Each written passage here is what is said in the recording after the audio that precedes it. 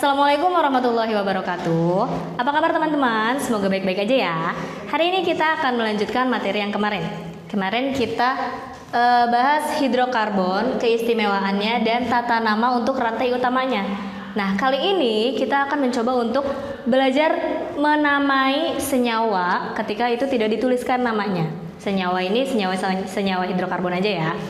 Nah, ada tata namanya nih, urutannya bagaimana cara kita menamakan senyawa tersebut. Nah, tata nama senyawa hidrokarbon ini berdasarkan IUPAC gitu. Nah, yang pertama caranya adalah tentukan rantai utama. Rantai utama ini adalah rantai yang terpanjang dari ujung sampai ujung. Jadi, hitung mana ujung sampai ujung C-nya yang paling banyak. Nah, kemudian berikan nomor urutan itu dari nomor 1 yang paling dekat dengan cabang kalau dia bercabang. Nah, kemudian berikan nomor alkilnya, tulis nama alkilnya yang kemarin kita sudah pelajari. Setelah itu tuliskan tempat rangkapnya, nomor tempat rangkap kalau dia senyawanya rangkap. Kalau tidak rangkap berarti tidak perlu, ini dilewatkan saja stepnya. Dan yang terakhir tuliskan nama rantai utamanya. Sampai sini bisa ya. Nah, kita coba ke contohnya. Sekarang masuk ke contoh. Contohnya di sini ada senyawa hidrokarbon. Kita tentukan namanya berdasarkan urutan yang tadi kita pelajari. Nah, yang pertama tentukan rantai utamanya atau rantai terpanjang. Nah, berarti kan dari ujung ke ujungnya. Ujungnya itu ada ini, atau ini kan ya.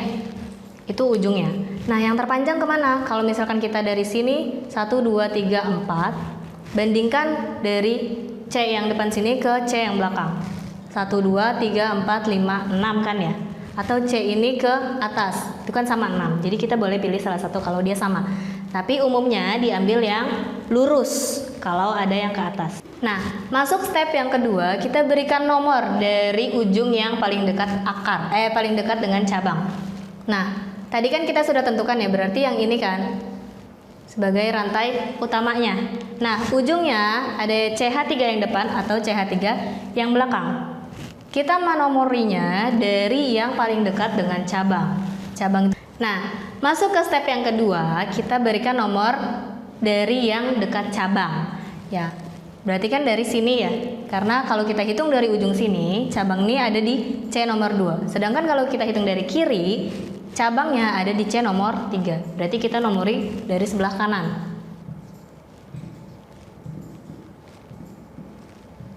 Tidak baku dari sebelah kanan ya. Jadi bergantung dengan di mana cabang itu lebih dekat dengan ujung gitu. Ini di step yang kedua. Kemudian masuk ke step yang ketiga, berikan nomor alkil. Ini udah masuk ke penamaan.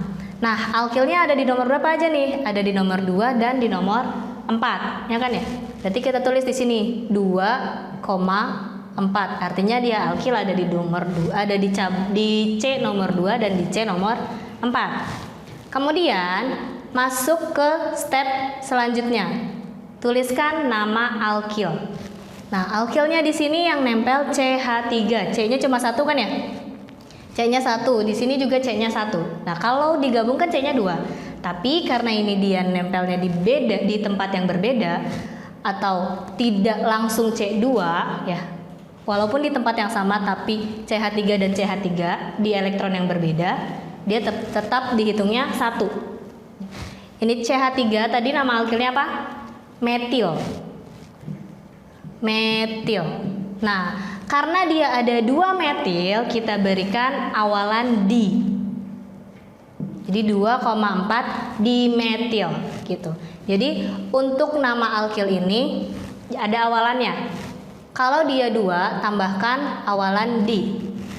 Kalau ada 3 yang sama, tambahkan awalan tri.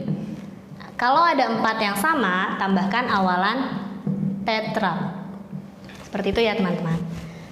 Nah, kemudian setelah kita menuliskan nama alkilnya, kita masuk ke tahap yang kelima. Tuliskan nomor tempat rangkap. Di sini ada rangkap nggak teman-teman?